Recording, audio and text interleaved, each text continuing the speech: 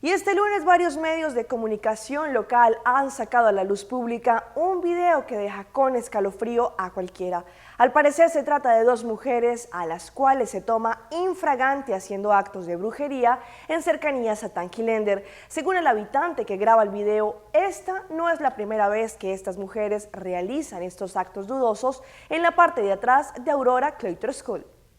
El domingo en horas de la tarde, mientras la mayoría de personas estaban celebrando el Día de Betico con actividades lúdicas y muestras de respeto por nuestro líder, Betico Cruz, estas dos mujeres al parecer tenían otra intención. Ayer en horas de la tarde, algunos vecinos que han notado en diferentes ocasiones que personas están yendo a la parte de atrás de Aurora Cloister School, en el medio de las piedras, al parecer están haciendo ritos de brujería y por esta razón decidieron actuar.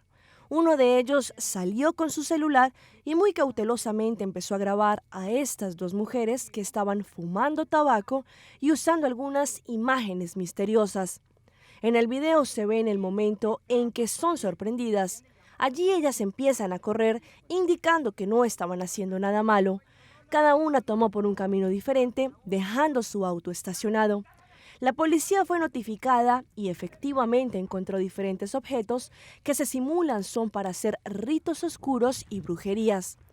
Esta no era la primera vez que ellas iban a este sitio, ya que se encontraron más tabacos fumados en ese lugar.